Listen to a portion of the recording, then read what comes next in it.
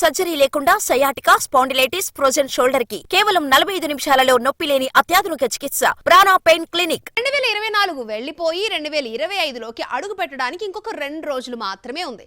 ఈ ఏడాది కూడా ఎప్పట్లానే సక్సెస్ పర్సెంటేజ్ 10%.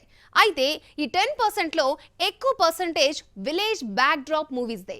ఇది వినడానికి ఆశ్చర్యంగా ఉన్న గ్రామీణ నేపథ్యంలో వచ్చిన ఓ 6 డజన్ సినిమాలు బాక్స్ ఆఫీస్ ని కొల్లగొట్టాయి. అవేంటో చూద్దాం.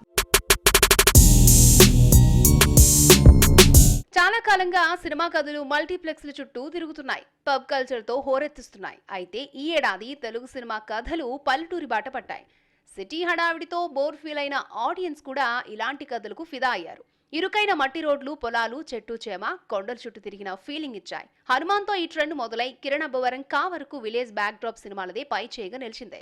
తేజో హీరోగా ప్రశాంత్ వర్మ సృష్టించిన ఈ విజువల్ వండర్ ను 30 కోట్లకు అమ్మితే 148 కోట్ల షేర్ తీసుకు ఈ విలేజ్ సెంటిమెంట్ చిన్న సినిమాలకు బాగా కలిసొచ్చింది. ఆయిలో హీరో హీరోయిన్లు, డైరెక్టర్ కు పెద్ద క్రేజ్ లేకపోయినా out and out village back drop love entertainment గా ఆకట్టుకుంది.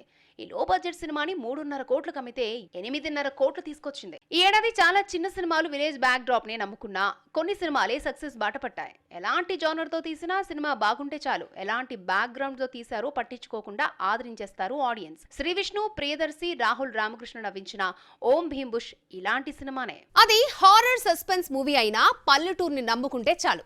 పీరియాడిక్ బ్యాక్ డ్రాప్ అయినా మైథలాజికల్ లింక్ తో తీసిన ప్రకృతి ఒడిలో షూట్ చేస్తే సక్సెస్ వచ్చినట్టే.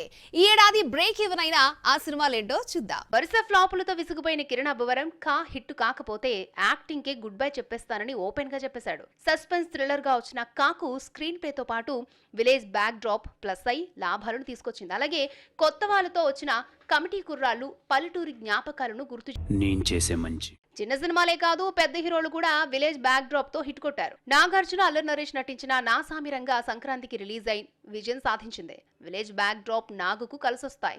ప్రెసిడెంట్ గారి పిల్లం, సోగ్గాడి చిన్ననాయన, బంగారాజులతో పాటు నా సామిరంగతో మరొక సక్సెస్ అందుకున్నాడు నాగ్. కొరటాల శివ సృష్టించిన ఓ అరుదైన పల్లెటూరి బ్యాక్ డ్రాప్ లో దేవర కథ నడిచింది.